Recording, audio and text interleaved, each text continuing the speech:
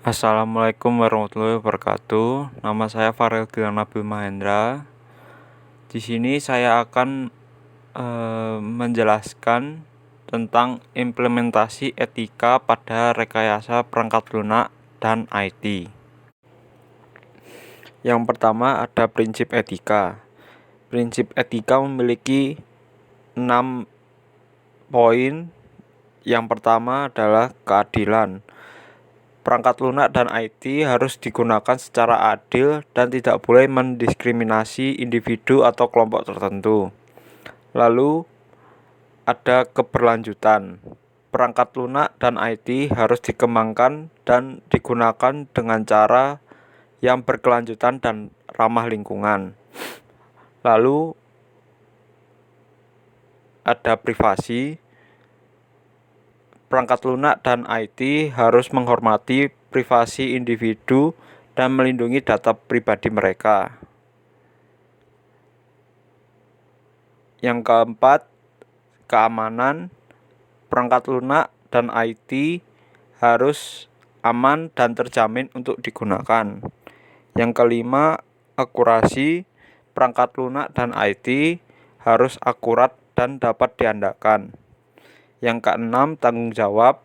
Pengembang perangkat lunak dan IT harus bertanggung jawab atas tindakan mereka dan dampak produk mereka. Lalu ada penerapan prinsip etika. Penerapan prinsip etika juga memiliki 6 poin. Yang pertama, keadilan. Perangkat lunak dan IT harus dirancang agar dapat diakses oleh semua orang, termasuk penyandang disabilitas. Lalu yang kedua, keberlanjutan. Perangkat lunak dan IT harus dirancang agar hemat energi dan sumber daya. Lalu yang ketiga, privasi. Perangkat lunak dan IT harus dirancang untuk melindungi data pribadi pengguna. Lalu yang keempat, keamanan. Perangkat lunak dan IT harus dirancang untuk melindungi dari malware dan serangan cyber.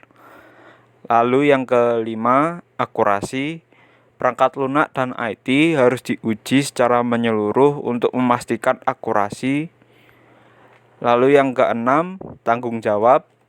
Pengembang perangkat lunak dan IT harus memiliki proses untuk menangani keluhan dan masalah pengguna.